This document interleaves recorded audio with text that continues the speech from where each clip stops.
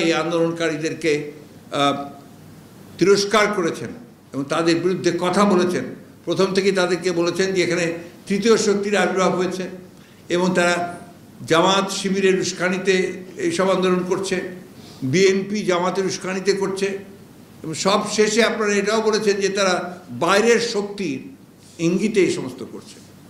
এবং তারপরে কি করেছেন, যখন ছাত্ররা বারবার বলেছে যে আপনারা কথা বলতে চাই, তখন আপনারা প্রথমে ছাত্রলীগকে ওদের বিরুদ্ধে লেলিয়ে দিয়েছেন, তারপরে পুলিশ নিয়ে আইনশৃঙ্খলা বাহিনী নিয়ে হলের মধ্যে ঢুকে তাণ্ডব সৃষ্টি করেছেন এবং সেখানেও আপনারা অনেককে হত্যা করেছেন। এই উত্তরগুলো কে দেবে?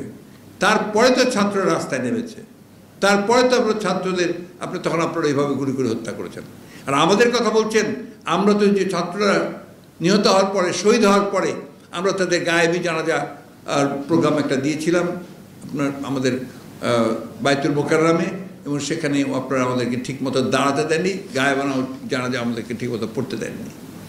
তারপরে আমরা একটা সমাবেশ ডেকেছিলাম প্রেস ক্লাবের সামনে, সেই সমাবেশে আপনারা আমাদেরকে করতে দেননি। আমরা গুলি করে, টিয়ার গ্যাস ছুড়ে, সাউন্ড গ্রেনেড মেরে, এমনকি হেলিকপ্টার দিয়ে 7টা হেলিকপ্টার দিয়েছিলেন সেদিন, দিয়ে আপনারা সেই সমাবেশকে আপনারা পণ্ড করেছেন। তারপরে তো আপনারা গণগ্রেফতার শুরু করেছেন, প্রতিদিন ব্লক রেড দিচ্ছেন, ব্লক রেড দিয়ে আপনারা সমস্ত আমাদের তৃণমূল পর্যায়ের নেতা কর্মীদেরকে আপনারা তুলে নিয়ে আসছেন এবং সেইখানে আপনার সাধারণ নিরীহ মানুষকে আপনারা তুলে নিয়ে আসছেন। এবং এখন পর্যন্ত আমি যেটা দেখলাম যে আপনার এটা ঢাকা শহরেই প্রায় 9,000 ছাড়িয়ে গেছে।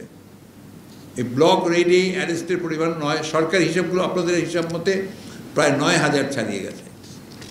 মানে আমার প্রশ্ন হচ্ছে যে এই যে আপনারা ব্লক রেড দিয়ে আপনারা ধরছেন, গ্রেপ্তার করছেন এবং সাধারণ মানুষকে গ্রেপ্তার করছেন, এটার উদ্দেশ্যটা কি?